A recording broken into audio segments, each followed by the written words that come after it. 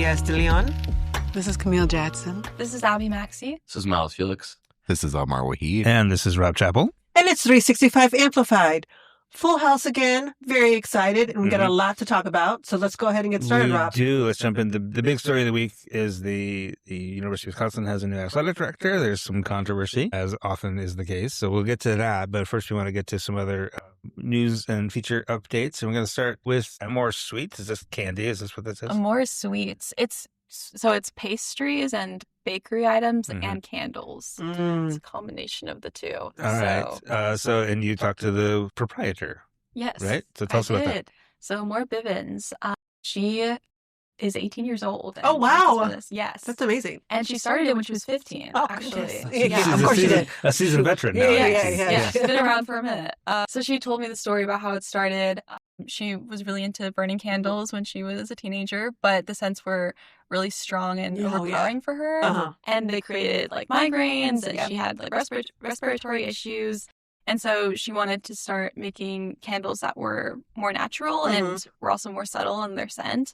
And that's how the idea came about. And then she sort of started her business with that in mind, but also combining it with her love for baking. So she that's lovely. would sell it in pairs, like a candle and a cookie, and then they came together. So that's how it began, and it's kind of evolved over time to include things like car diffusers and moisturizers and a bunch of things. So. And where does she sell these things? She has an online shop, but she also attends pop-up events around Madison. So I talked to her at the Madison Public Market a few weeks back. And that's where she was then. But yeah, she goes all around Madison, and she also has her online store as well.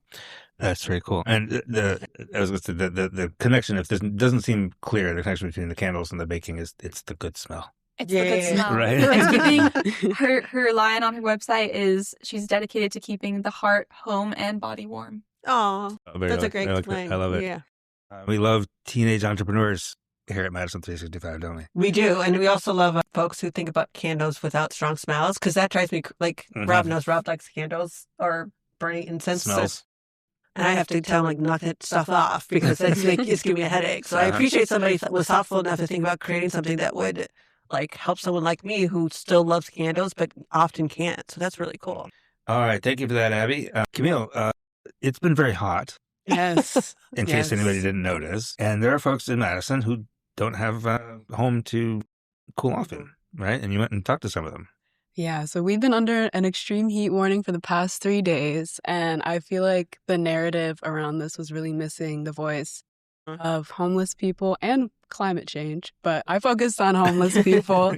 And so I went downtown and talked to some people who were homeless, and they had lots of things to say about their experience just being outside, because a lot of these people, they look towards the libraries or they look towards the shelters, but a lot of these people, they get kicked out or there's not enough space. So a lot of these people are just out on the streets, and even if you're in the shade, if it's 100, it's hot. It feels like 104, and that's dangerous. So I was listening to what people had to say. And not only is it not shelter space, but a lot of folks don't even trust the shelters.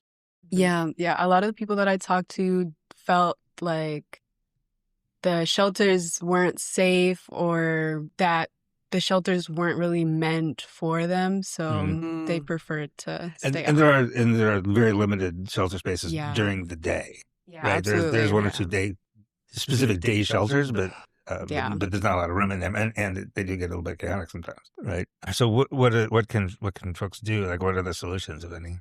Just on an individual basis, people can go out and hand out frozen, put some water bottles in your freezer the night before, and then go hand out frozen water bottles, popsicles, Gatorade, to get cool people down and to hydrate people. Yeah. Also, the people that I talked to had some suggestions. Cooling stations downtown was a suggestion. I know there is public showers, something, but also, I don't know, making it more one woman mentioned that she doesn't feel safe in the public shower. So I don't know, doing something about the public showers, because that definitely taking a shower will cool you down. But one of the guys that I talked to who was the main problem is obviously that we don't have houses. So he suggested the city should give them housing, stay out of the that does become a bottom line when you talk about homelessness. Just there's this idea of housing first. Just give them somewhere to live, and then all the other problems become a lot easier to solve. Yeah. Right. Yeah. So but that's a big project. Yes. And in the meantime, folks are cooking outdoors, and thank you very much for taking the time to go actually talk to folks and get their voices amplified. Did the Bartillion shelter open? Because didn't that get delayed again? I'm not sure.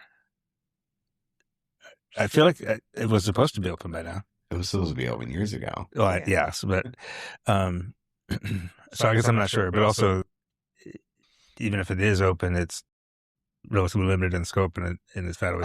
Folks, of course. And often, I didn't see any actual announcements of actual like cooling centers opening, but I know sometimes they'll open like Atlanta Energy Center as a cooling center, but that's not particularly accessible if you're homeless. Like if you are like an elderly person that don't have air conditioning, maybe you could get there on a bus or something. But like if you're homeless downtown, you're not going to get to the Coliseum on the south side. So, all right, thanks for that, Camille. Miles, there's Jamaican food. There is. Where? Yeah. So sorry. If you go to 4692 Cottage Grove Road, there actually is one of the best Jamaican spots in the city that's been quickly growing since this last February. But it all started as a food truck, and even prior to that, it was just a dream that Danette Joseph had. And it all started from her background growing up cooking Jamaican food with her family in Jamaica, and then from there she always had a love for food, and that stayed with her even as she was a machine operator for about 26 years. She always had that dream of one day sharing her food with the world and trying to bring it to events, cater it, but also just have some form of restaurant or food truck to really share her cooking with the world. So an opportunity struck, and she was able to purchase a food truck. She made it happen, and she continued to start using that food truck and work weekends, go to events. She was on the South Side Farmers Market. She went to Taste of Madison, and all this right before the pandemic. But she was doing all of this while also still working her job as a machine operator. And eventually, push came to shove, and she decided, I'm going to take the risk, and I'm going to basically make this my full-time gig. And that's been one of the most successful gambles anybody can really talk about when it comes to food.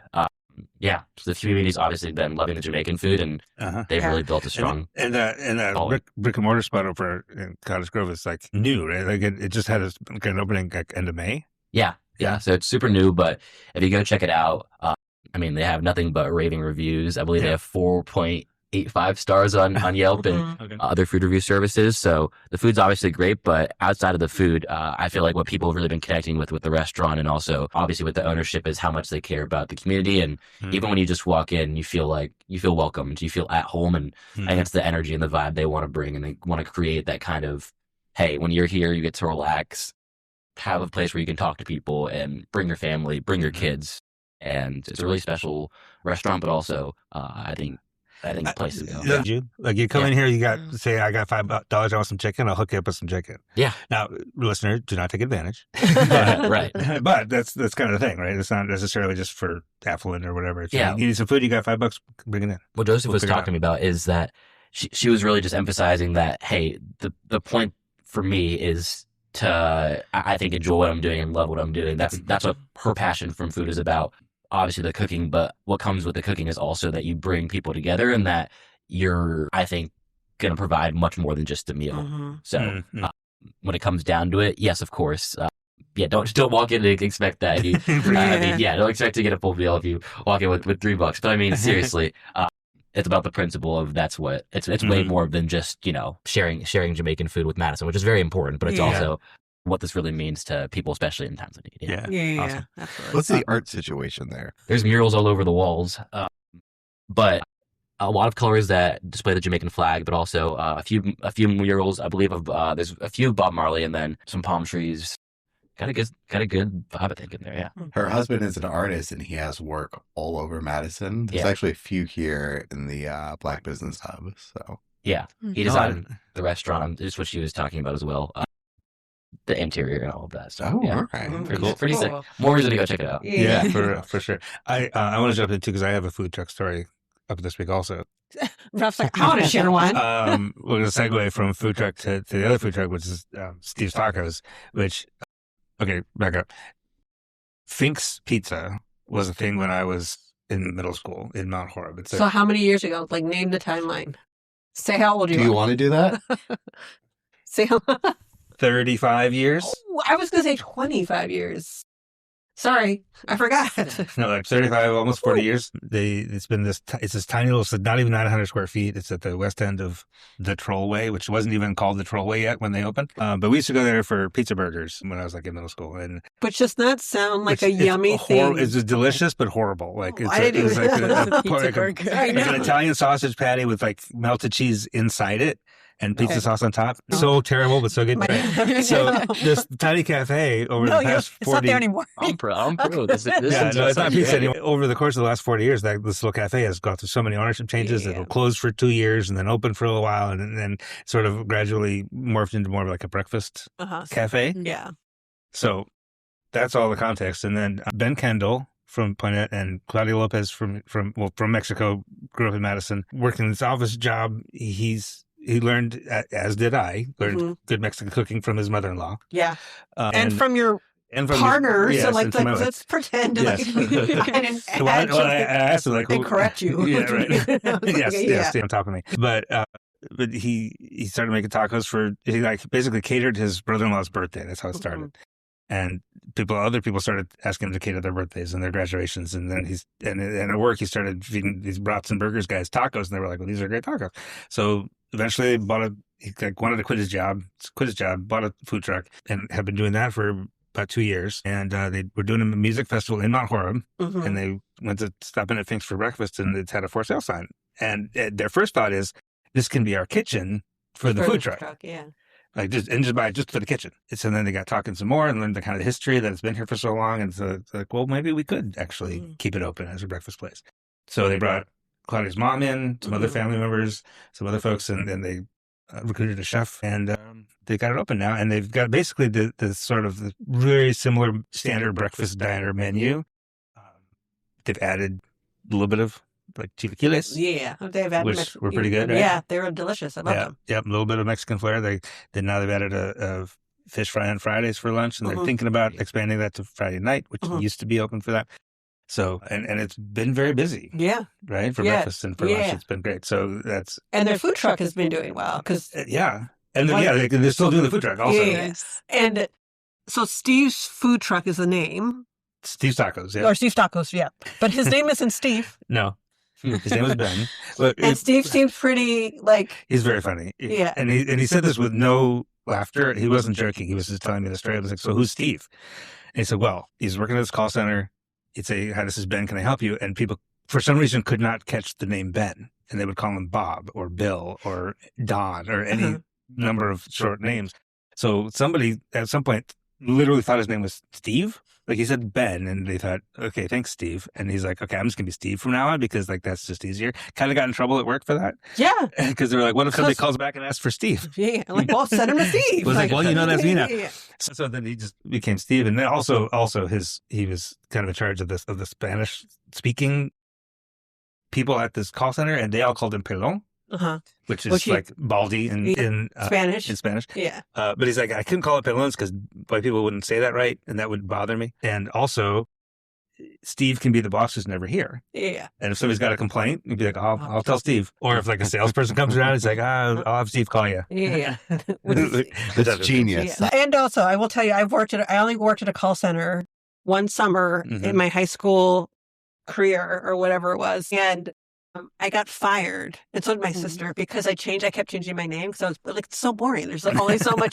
They give you a script, you can't do anything else. So the one thing I could change was my name, and I got fired for that. And I was like, it's fine. It's fine. It's fine. It's worth it. I used to do that when I worked retail. Yeah. Just give different names. Just give them a different time. name. Who's looking at?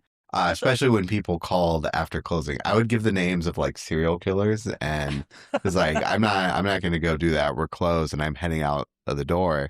It's like, well, who's this? So I can complain in the morning. It's like, oh, this is Jeffrey Dahmer. See you later. And they never said anything. They were so mad they didn't think about that. So when they called the next day, said Jeffrey Dahmer refused to go look for these shoes at 9:30 when we were despite closed. you closing at 9. It is what Free it and is. clear. It is. So anyway, if you're not horror upset by things, Yeah. check it out. Or Steve Tacos. With Steve Tacos. Or if you see Steve Tacos, they're all over Madison Yeah. area a lot. So if you see Steve Tacos, tell him I said hi. Omar, you went and actually moderated a governor candidate debate. Yeah. I know. That was weird. For me, as a deeply unserious person. You are a deeply unserious person. I was invited by the Wisconsin Muslim Civics Association to moderate a gubernatorial panel. Sure. You're like, okay. They asked me very last minute, and first I thought they wanted me to cover it. It was like, yeah, I mean, sure. absolutely. It's like last minute. Let me double check to make sure I can, get Yeah. out to Milwaukee there. It's like, oh no, moderate. No. Did you Moderate? say on purpose?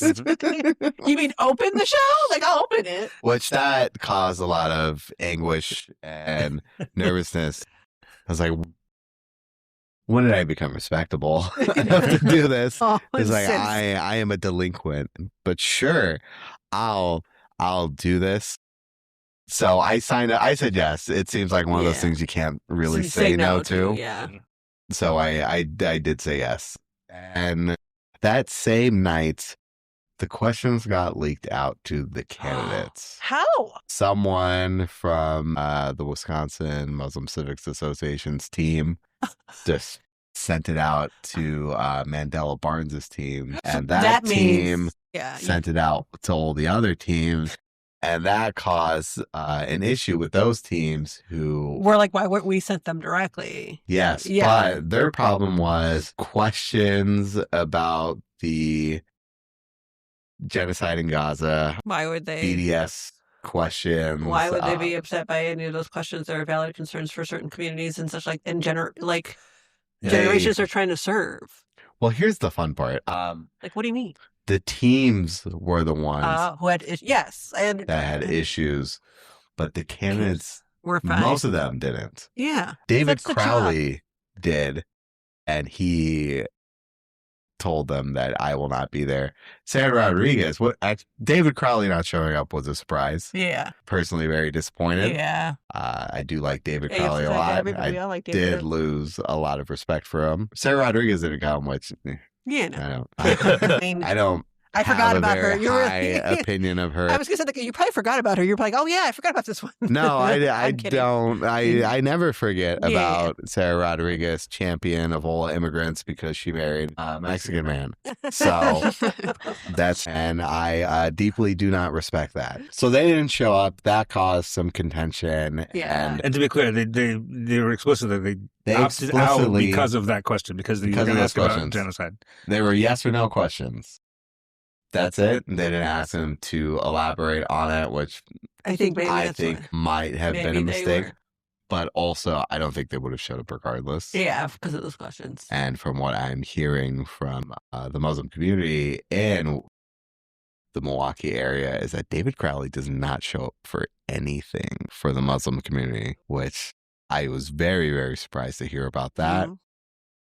But it's important to know, like, that experience of that community. That's why it's important that we're out there and, like, Mhm. doing, like, I know you were like, I'm not the straight guy in terms of, like, presenting. I'm the funny guy, right? But like, that's why it's important that we're out there and even moderating these things, because then we learn from communities directly, like, hey, what are these people? How are these people showing up for you? And how are they not? What are the gaps here that we're not aware of that people, don't know, right? So Yeah, and what we should be talking about is what the candidate said and how they answered various questions about a wide range of issues important to the Muslim community.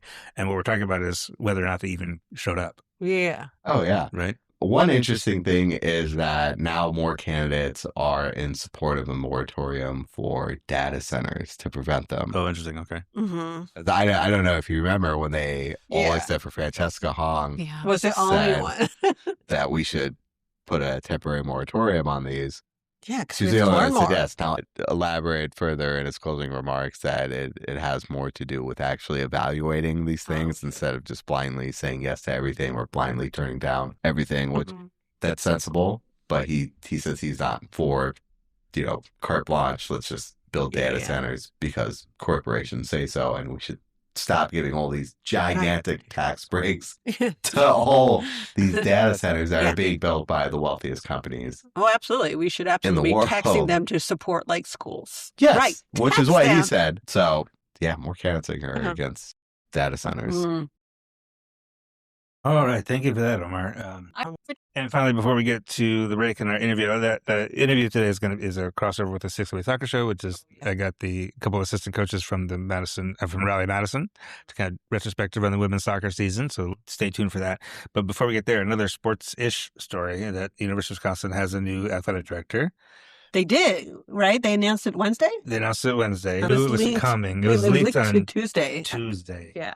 And there had been some talk about it going into late last week because Ruben Anthony, the CEO at the Urban League, Colleen Kerr from One City Schools, and Dr. Gloria Latson-Billings, who used to be on the athletic board, actually. Yeah, all three of them used to be on different times, right? Oh, did they really? I feel like they were. It's possible. That's definitely possible. But Gloria, I talked with Gloria, and she was like, I did this before. Maybe it wasn't clean, but maybe it was really what I'm thinking about. Yeah. But what is it? Thursday, Friday last week, they actually submitted a sort of editorial to us that this is the first win that I got of it, that they had arranged to interview some candidates to be the new athletic director, and none of them were Black, even though we know of at least two highly qualified Black men who did put their hats in the ring, including the guy who's doing the job right now. Yeah. Marcus Sudbury, who has been the deputy for a while and is now interim since Chris McIntosh left that job. Yep. The other person we know was Sean Frazier, who has been the athletic director at Northern Illinois University for 13 years and who was a finalist back in 2021 when Chris McIntosh was hired. He's basically, they chose Chris McIntosh over Sean Frazier. So when Chris McIntosh left, he was like, I'm still here, you know? and it's not necessarily that anybody was mad that they were going to hire a white person, but like they didn't even pretend to interview a Black person for this job, which is, then there's no Rooney Rule. There's no like legal requirement to do so, but it seems like kind of basic. Yeah. So they eventually did, they went through I think 4 or 5 interviews of white people and eventually gave it to Sean Eichorst, who basically had a failed tenure at Nebraska. Yeah, he didn't do great. He had been the athletic director in Miami. He's currently the deputy athletic director at Texas. Did have some success, had a massive blunder in the Nebraska football program, fired Bo Pelini after a 9-3 season. And then after Bo Pelini went like 66-27 and then Mike Riley, who was the replacement for Bo Pelini, got fired after 3 seasons, didn't do well. Now, to the extent that football is the revenue sport, that's why football's important, right? Because that and men's basketball are the ones that bring in all the money, which then funds the tennis team and the swimming team and all the other sports. Stuff. So the concern among like Madison's sort of Black leaders is like, we're good enough to make money for you on the field, but we're not even good enough to just interview for the job at the top. So that's caused some controversy, some consternation, and those 3 folks, Ruben and Kaleem and Gloria, have requested a meeting with the interim chancellor, Dr. Eric Wilcox. And have also requested. Well, they sent a letter. Yes, on July 1 to UW's Office of Human Resources, requesting a formal review of the hiring process, asking for documentation on the screening criteria, evaluation and scoring methods, and whether UW System Administrative Policy 1275 and required search procedures were followed.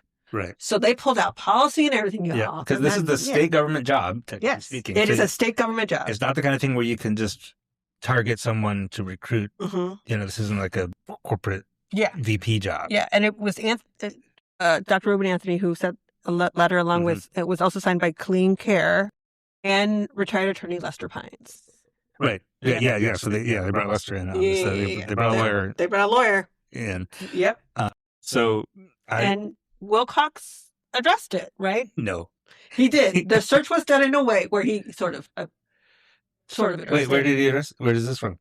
The search was done in a way where we wanted to first and foremost identify the very best candidate with deep experience of success at the highest level to come lead our athletic department forward. And said the university recruited a very good search firm to help us, one of the best in the country, and put together a fantastic committee. Okay. Which that bothers me a lot. Here's why. Yeah. Which you heard. Yes, I got that statement emailed to me. Yes. Part of that statement. Yeah. Okay, so what happened is and it was an answer to somebody else said it. Right. Yes. So I emailed the sports information director, like the communications head at the athletic department, Luis Hernandez, asking, I'm like, I know you probably can't tell me this, but I'm going to ask anyway. I'm hearing that they only interviewed white candidates. Yeah. Is that true? And he forwarded it to John Lucas, who's the campus spokesman. And he said, we have nothing to say. We have nothing to share. So I wrote back and I said, okay, so let me ask you this, yes or no. Would I be wrong if I reported that only white candidates were interviewed? And didn't get a response. Took that as a yes. Mm-hmm. That I know. Next day, I get an email from John Lucas that says Dr. Wilcox addressed this with State Journal. He said in a call. They didn't say with who. And Cap Times, I think, were on that one too. And it was that statement like that we were just trying to find the best candidate. Yeah. That had a lot of experience at the highest level, which seems to me to describe Sean Frazier. Yeah.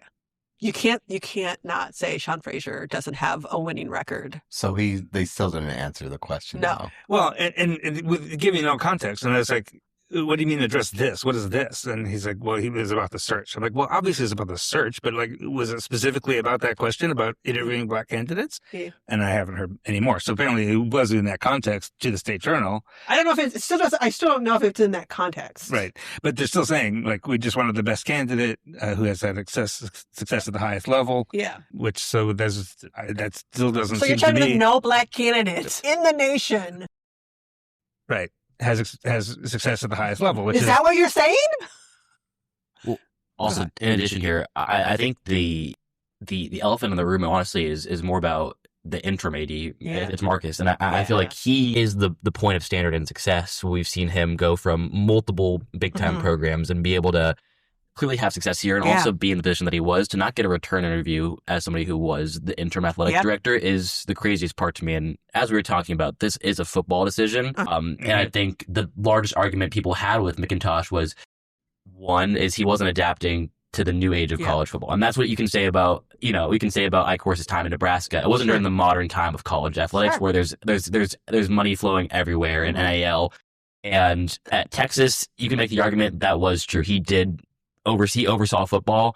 2 seasons ago, Longhorns went to the college football playoffs. They have, the number one quarterback recruit in the country, Arch Manning, who's one of the biggest names in a football family. And Texas is just has money galore. Yes. So the thought process to bring him here is that, hey, if he was able to do that at Texas, maybe he brings the Badgers some cash and he's able to hopefully bring that to us. You know what I mean? I think that's the thought process here. However, the argument that can be said about him having success at the highest level, I think that would most apply to Marcus, honestly. Yeah. So that is my current issue with, I think Texas, in terms of donors and in terms of their background with money, that comes from the university, not necessarily him. So and Texas is a different state.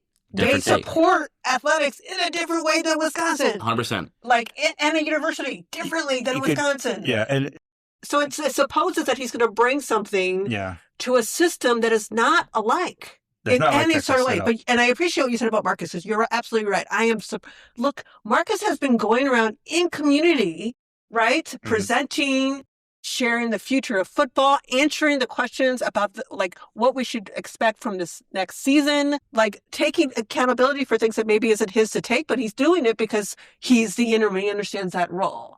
If he was good enough to put in front of people, you're telling me he wasn't at least good enough to be put in front of an interview panel? Right. But he was good enough to put in for Downtown Madison Inc.'s fall event over at the public market. He is the keynote speaker for that event, which is going to have 1,000 people in it.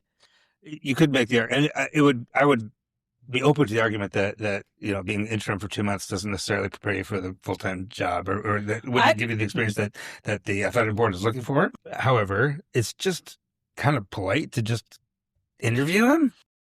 Yeah. Let him make his case. You can come up with all the excuses you want to about why you didn't give him an interview, but doing right and being right are two very different things. Yeah. And they were trying to be right now, running around with the language that they're using instead of doing right. And they messed up. They could have at least given him an interview.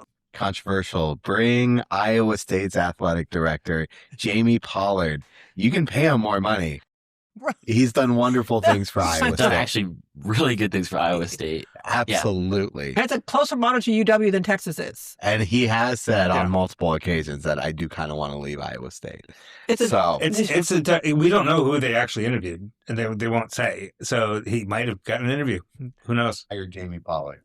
Yeah. Like scratch the whole thing, We're gonna starting all over again. Right. And I think and we'll see what ends up happening if the list of people that they did interview, but I think what Wisconsin fans really did want is for us to swing for the fences, right? Yeah. Is for us to, now the Big Ten is arguably it is no argument actually. The Big Ten is the conference to be in, right? So if you want to compete with the big dogs, the Ohio States, the Michigans of the world, and you have the West Coast now with USC, Oregon, and this is across all sports outside of football. This is just everything. Mm-hmm. You want somebody who can, get you a seat at the table, and it really feels like, I mean, if you just look across the internet, Wisconsin fans galore, for all of the reasons outside of what we're talking about, are not happy with this interview or not happy with this hire because it doesn't feel like we have a seat at the table still. It feels like, I mean, like we were up at bat, but we didn't really take a swing. We didn't make that splash kind of hiring that we could have. Right? This is another Barry Alvarez person. I mean, we'll just say he does have Wisconsin roots. He's from Lone Rock. He went to Whitewater. He went to law school at Marquette, and he did work under Barry Alvarez in the athletic department. But so does Sean Frazier. Yeah, by the way. But you're right. It's like it's not a big swing. It's a sort of safe, completely safe, old school. 20 years ago, being a person who knows what college football was 15, 20 years ago. It with NIL, was transfer portal, and the landscape has just changed completely. I do know that one of the people they interviewed is, and I don't want to say his name because I don't know if like his employer knows that he was here, but top level executive in professional sports, so outside the box, right? Outside the college administration, which that would have been an interesting thought. In all honesty, I feel like, and I think it's what the Badger faithful and the fans of in the state of Wisconsin, that's what people want to see. People want to see Wisconsin football return to the heights that they were at, and they also want to see the Badgers not have a round of March Madness. But there's a lot of things that tie into this. But yeah, it really feels like everybody, despite what we're talking about right now, are unhappy for a plethora of other reasons. So this is a polarizing hire, I feel like, in a lot of ways. Yeah. Yep, and it's a 5-year contract. What's $6.8 bajillion. I don't know exactly the number, but it's a large number. Yeah. So it's enough money. Yeah, plenty of money for him. So we will see how that plays out. We'll see how he's received in Wisconsin. Well, we'll see. Soon. All right, we're going to take a break. We'll be right back with Liz Lawrence and Tenzin Rampa right after this. And we're back, and joining us now to sort of retrospectively look at the season, Technical Director Liz Lawrence. How you doing? Good. How are you? Good, thank you. Thanks for being here. And Assistant Coach Tenzin Rampa. How are you? Great. Thanks for having me on. Yeah, thanks for making the time, both of you. I just want to we'll start sort of big picture. First season in the W League, and off to a rough start. Turned around pretty nicely toward the end there. What are your impressions? Sort of as we kind of tie up this first season with Rally Madison. I could jump in. So I think just looking at the season, obviously wasn't expectations in the beginning, but I think just figuring out our players and who we brought in, and kind of working through our player strengths, and as the season went on. Definitely had some success, but I think year one is a lot of learnings, and how do we take those learnings into year two and just constantly improve. But I feel like we have a good core, and we were younger, so that's something to state. But like those younger players, how do they continue to develop in their college, landscape, and then come back in year two and even be bigger and better? What about you, Tenzin? What are your impressions? Yeah, I think, going into it, there was a lot of excitement, at least, from my end, joining this staff, of two people that I work closely with, but just for, being a Madison soccer player myself, and then having played in a similar platform in my college years, having this available for the women's soccer players in Madison, I was just really looking forward to see how that was going to look. And, on the competitive side, just figuring out what that league was going to be like, the competitive level, what type of players we were going to have. I just think we just took a lot of lessons into seeing what this was and what it could be going forward. So I'm just excited to see what the future holds here. Yeah, you both kind of mentioned things you learned a lot during this first season. Can you put a put a name to some of those things? Like anything specific that you learned this first season that are going to help you prepare for season number 2? Yeah, I think some of it was a mix of player experience. So we did have some younger players, and then is there just a mix of even those players that they just graduated and they want to continue to play and have that experience within the league. I think that was probably the number one, and then I think just kind of the mix of position profile of like where do we find that we were kind of lacking, that we need a little bit more strength within that as well. Mm-hmm. Yeah, and I think specifically, I think one thing is, we want to put out a team that's playing to win every match, in front of what we think is like the best fan base, but also combining that with, what those individual players need for themselves to put themselves in the best position to go back to their colleges, right? So I think there's the team aspect of it. How do we put together a cohesive unit on the team that's going to win in the USLW League, which is very competitive, as we found out this season, but also, match those needs with, a player who maybe might need to, return back to their teams earlier than expected, right? So I think that's one thing that I took is how do we put together a roster, where we can both win on the field, but also that individual player gets the most out of their experience this summer. So, yeah. Yeah, that is an interesting line to walk, right? Where it's explicitly a development league, but you also want to. But as Jules kind of mentioned before the season, like winning is part of development, right? And like you not only that's a motto, I swear. Like that's what we teach our players. Like you learning how to play, but learning how to win, right? And also just having a successful career gets you more looks and more attention and higher profile, whatever. But it is, like you say, a kind of you have dual mission kind of. Now you both have coached at I'm sorry, go ahead, Liz. Yeah, and I think the other thing to note is, and we kind of like talked about this after, is just maybe like the depth of roster. Like you have maybe 30 really talented players, and how do you kind of manage all that? Because of, to Tenzin's point, there was girls that had to leave for college early on. So, we're kind of we're working between college coaches and our ownership and everyone is how do you kind of find more players where you can kind of balance all that as well. Yeah. And you don't have a week between games to think about it either. No. The way there's 2 games a week. Yeah, we're right. Yeah.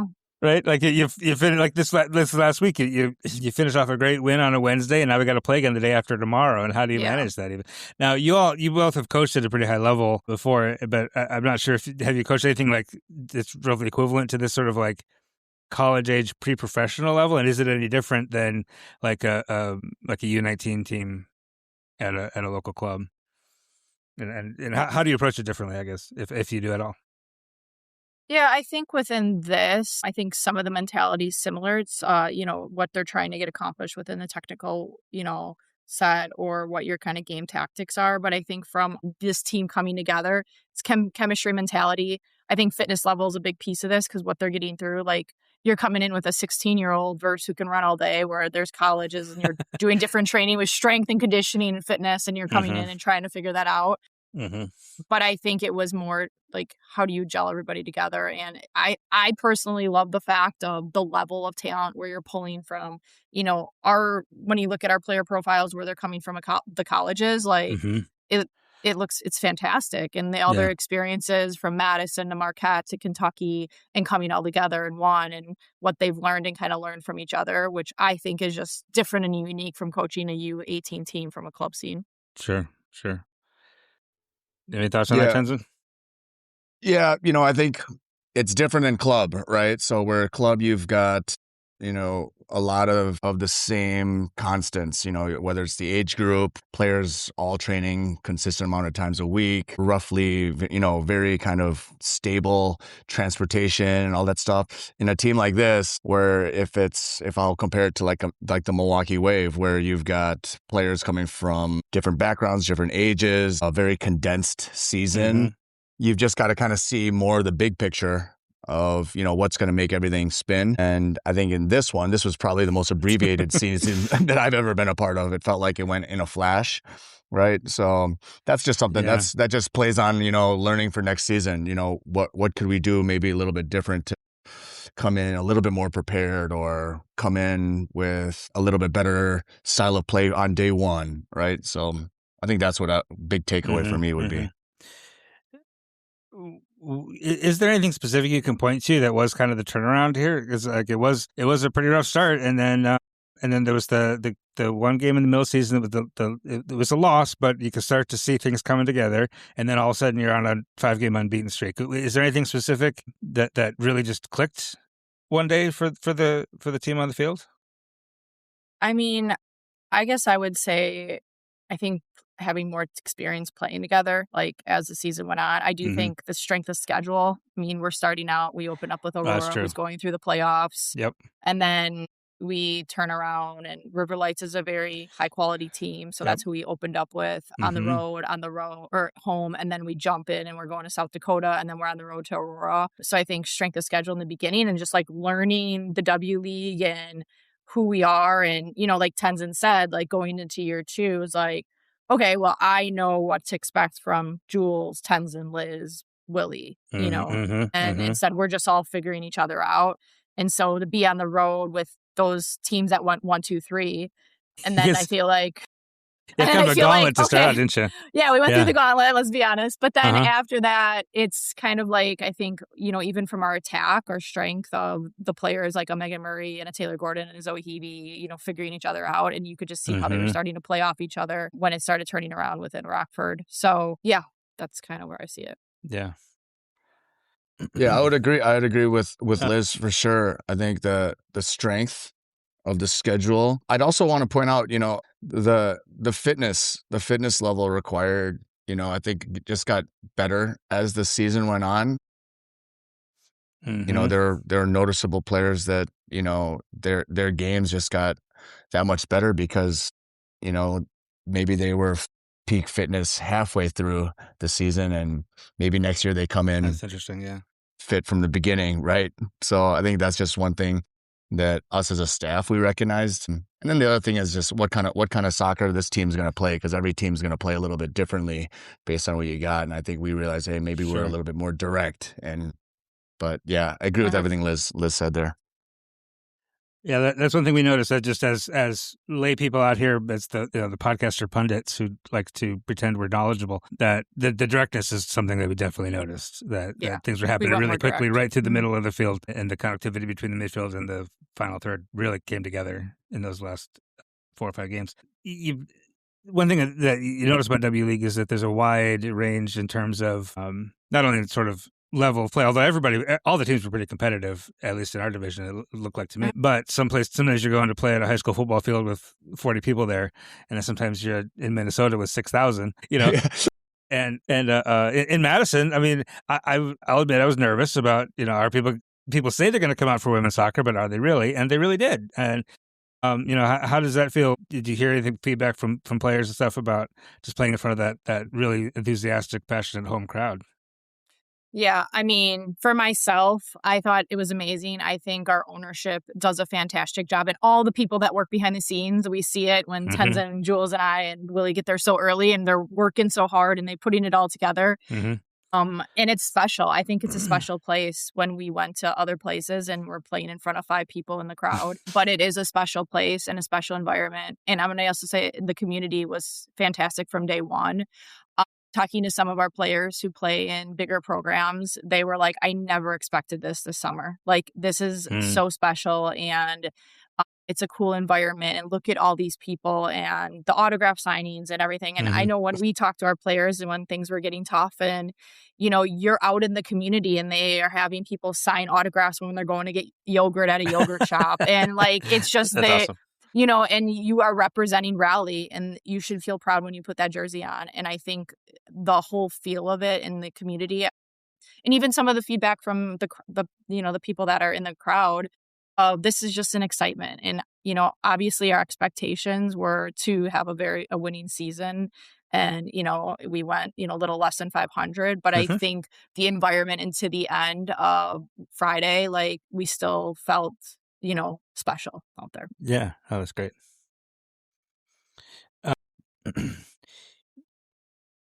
So obviously Madison was initially the first idea was to be professional, right? And that the stadiums that didn't work out, but that's still in the cards someday in the future. What do you both of you feel about, or what's your sort of prognosis for women's professional soccer in the United States? You know what I mean?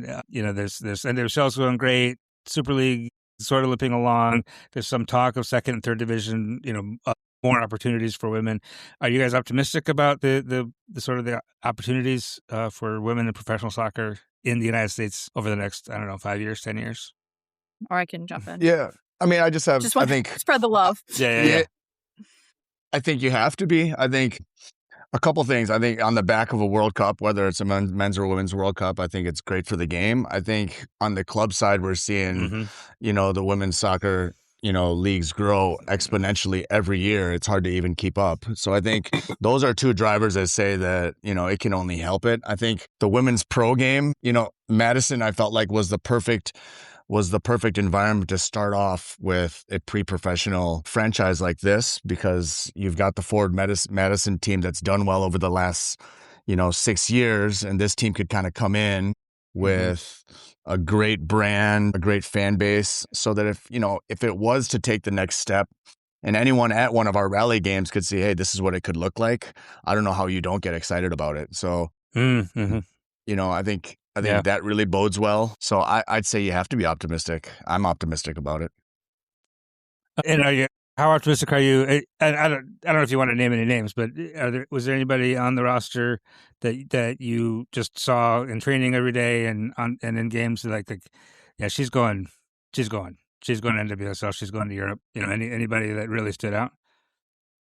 Yeah, I can jump in. Anna Sigorski. So she actually got hurt in our first game against River Lights on the road, which was really unfortunate. And I think when you look at it from a roster standpoint, she was one of the key players coming in. We did actually get her into the NWSL combine with AFC. So she was going to go in June, but unfortunate with her injury, she wasn't able to go. But I think there are players that also shine within that. I thought Briley Wallows stepped up, and from the start of where she came in to the end, she was one of our leaders. I think Taylor Gordon had a great season. She was our leading goal scorer, but I think from where she started to the competency end and going into Madison this season, I'm really excited about, what she's going to do over there. And then there's like a Claire Shea and a Megan Murray from Marquette, I think, also instrumental in our back line, but also Megan in our line of attack. So there's some, like when you look at pro, like there's some that are on the edge of like, where could they go? They're kind still young. Bubble, yeah. Yep. But, there's others to mention, but I think from when you're looking at that, there's a lot of potential. Yeah. Any names to add, Tenzin? Yeah, I definitely agree with the ones that Liz said. I think, for me, just, in that same vein of like, could they go pro? It's sometimes the hardest thing is to understand how you even do it, or how you even go about it, or if you have to go to a tryout or whatnot. And I think this just helps any player in the Madison area, at least, if you're thinking about it. Maybe this is, where you start, right? And I think we had a number of players that could probably be in that, that 10 or 12 players that, if they didn't feel like they could play at the next level before, maybe after this season, they have a little bit more belief, right? I think the ones from Madison that took the opportunity, then maybe they, felt like they could have had a better season with their college season. They came out and they had an outstanding season with Rally, and maybe that puts them in that much better of a position to think about going pro. So, like Taylor Gordon, I think Sonoma Beavers, one that really came on at the end, So, yeah, for sure.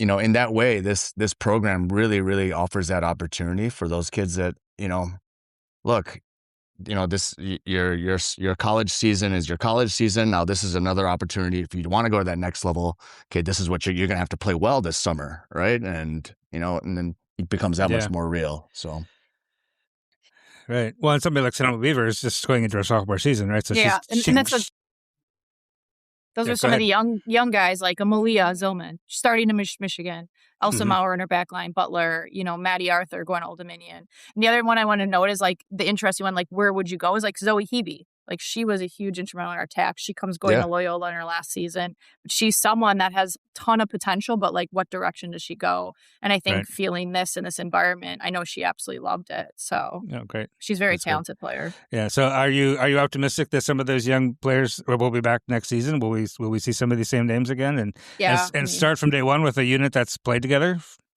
Yeah, I mean, when I left, I don't know, Tenzin, when I left, I was getting hugs, and they're like, we can't wait for next year. And I'm like, well, good luck in college. Like, let's start with that one focus first. over there now, and then come back.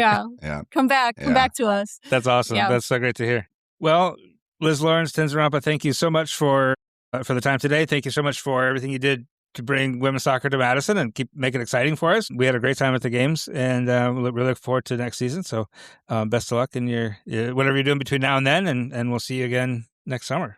Thank you. Appreciate it. Rob. All right. We'll be right back right after this.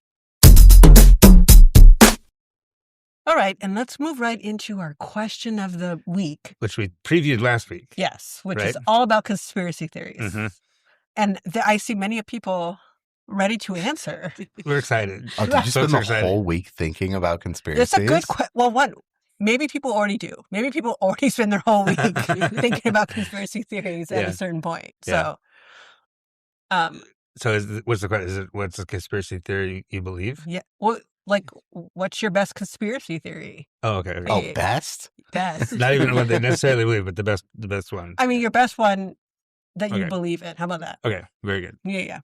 Who wants to go first? It can go. We don't have to go round robin. Okay. Yeah. I know who wants to go first. Stevie Wonder can see. There are so many accounts on people being readily recognized by Stevie Wonder. He also caught a microphone that was falling while performing, which is something you can only do if you can see. Says who? I know. Alternate explanation, Stevie Wonder is a Jedi. It's either or, but I do think Stevie Wonder can see. Wait. Counter argument. So, if hypothetically Stevie Wonder was actually blind, wouldn't you say his other senses would be heightened, hence he'd be able to catch that microphone, maybe based off of feel it? Yeah, what's that Marvel? The air displacing. Yeah. What you heard it happen? Yeah, right. He's Daredevil. Yeah, Daredevil. There you go. He has a heightened sense of hearing. I mean, that makes sense to me. Or I don't believe that is how that actually works. You know what? Let's figure out how you could test that theory. Blind me. I always like violence. I have been blinded for about an hour before because of chemistry class in high school, and my other senses were not heightened. You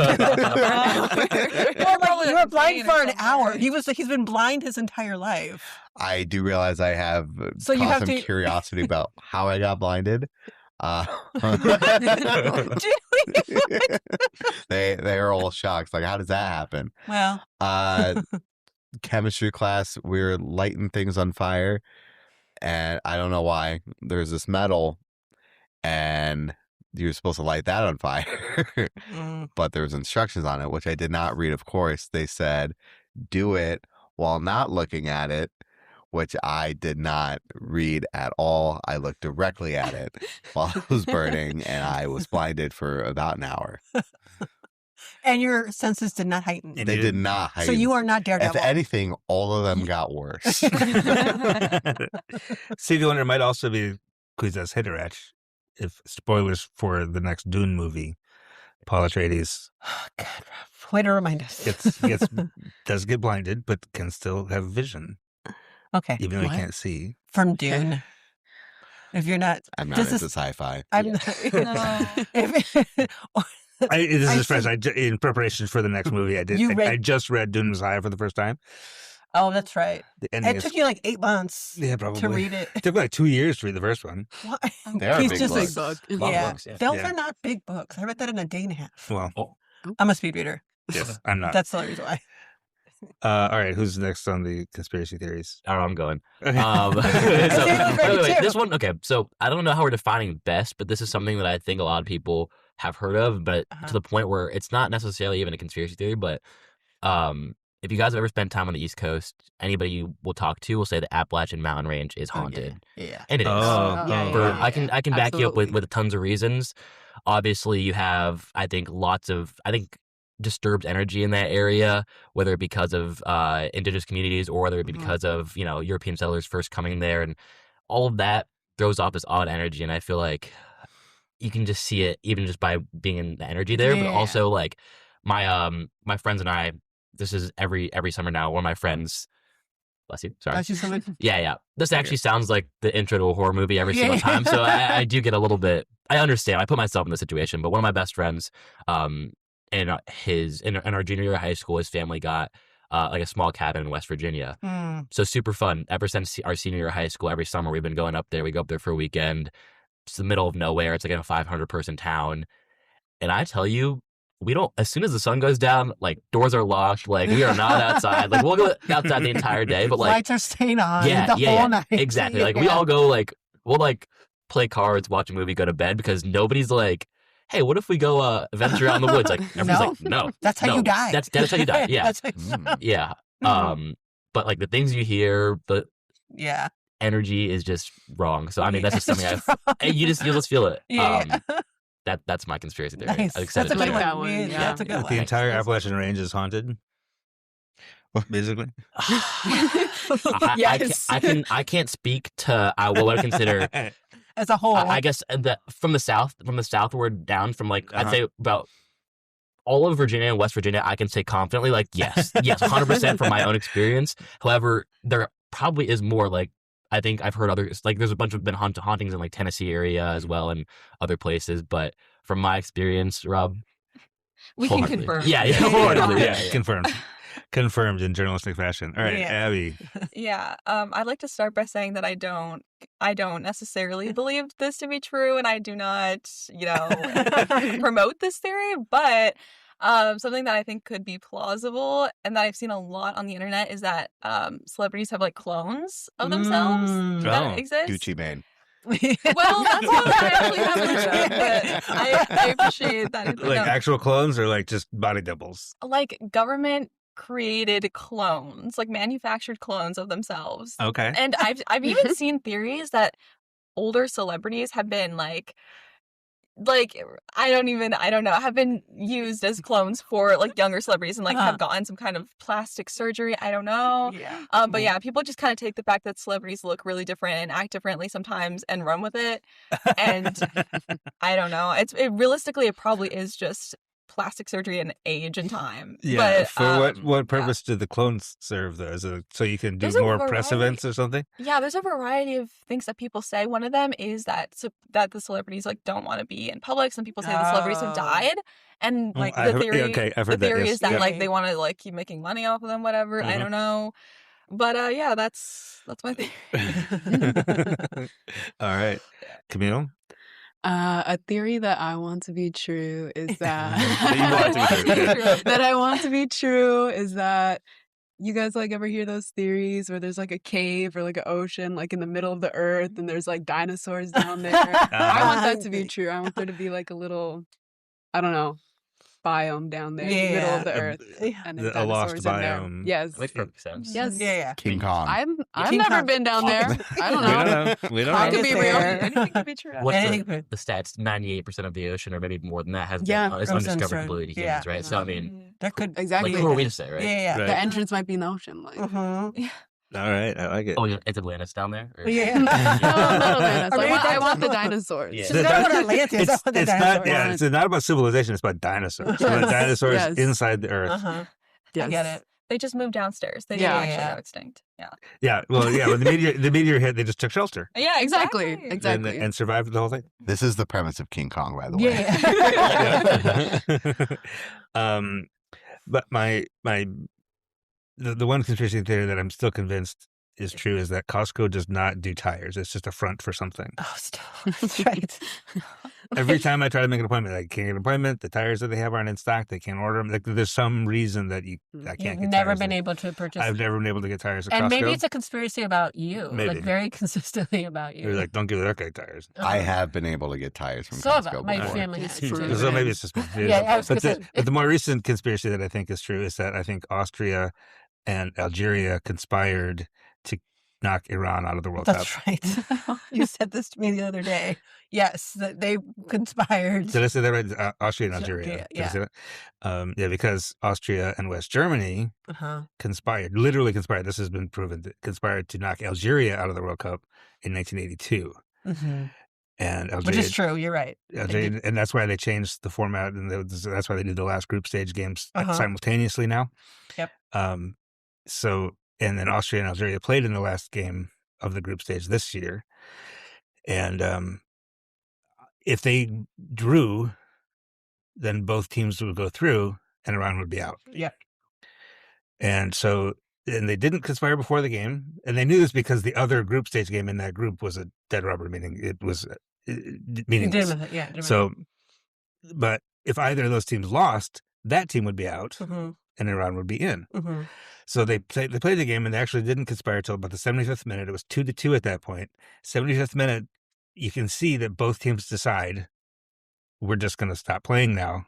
We're going to see this out so that we both go through. Algeria are just kicking the ball back and forth, just laterally until stoppage time, until the 90th minute. And they could tell Austria's not going to do anything, so they went and scored. And they were like, we had an agreement. Well, that's what I'm wondering. So Algeria is like, you did this to us in 1982. We're doing this to you right now. So for like 2 minutes, Iran was in, Austria was out. So 94th minute, Austria makes a couple subs. They come back and Austria scores. So to tie it up, to knock Iran out, to get them both through. So my theory is somebody in Algeria didn't go along with the agreement, scored the goal, and then Austria was like, hey, we had an agreement here.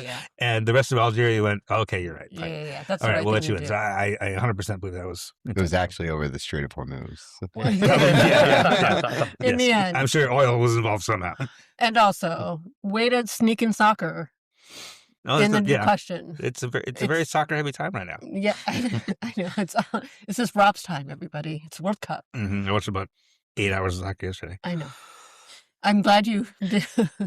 While I was working, you were watching soccer. Dang it. What's yours conspiracy? Birds aren't real. Yes. This is legit. This is legitimate. Do you don't know this one? Oh, I know this one. I know this one. Birds aren't real. Yeah. The U.S. government killed all the birds, and the CIA replaced them with like bird-like drones, right? And when birds poop on your car, it's like a tracking thing. It's marking your car to be tracked. Marking your car to be tracked and stuff like that. Which is why every time I get a car wash, they come back because the government immediately. Yeah, and why they're able to like perch on power lines without getting electrocuted. Right. Okay, so what bird species would you classify as like these are government bots? Because there's certain birds I feel like would be sure. Okay, they're the easiest ones to replace. What about the common house sparrow, like the little brown birds that you see around everywhere, the cute ones? You know, what do you? All of them. Yeah. All of them. Have you ever seen a pigeon nest? Like a baby pigeon. You've never seen a baby pigeon. No. Have you? They're not. Have you? No, they're not good looking. I've seen them. They're not that. They're not. Yeah. All right. But you know, they have to keep the story. Like somebody has to see them. Well, now I wonder. No, it's not true. Were there any? I know. But I love it. Were there any real birds that escaped and went to the underground with the dinosaurs? Yeah, they're not cute birds, and their nests are so bad right now. Yeah, looking at baby pigeons. There you go. And crazy people's defense, they have been coming out with actual bird-looking drones. Yes, that they've been using for surveillance and warfare. So that doesn't help. It's like the Hunger Games. Yeah. Birds aren't real. Birds aren't real. All right, folks. That's all we have for you today. Have a great holiday weekend. We'll talk to you again soon.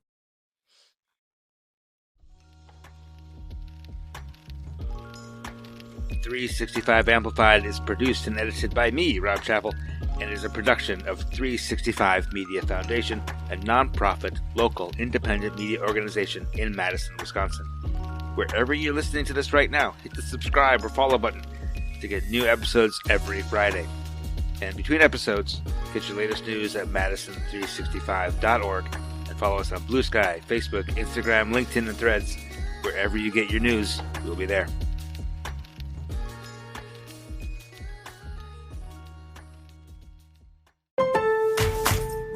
Pros, save more on what you need to get the job done right now at Lowe's. Get 15% off select custom entry and interior doors. Plus, save $80 on the DeWalt 20-volt Max 2-tool combo kit, now just $169. And at the Lowe's Pro Desk, bring us your materials list and get a quote in minutes. Handwritten, a photo, or even a sticky note is all you need. Keep your jobs moving faster and on budget at Lowe's. Valid through 7/8 while supplies last. Selection varies by location.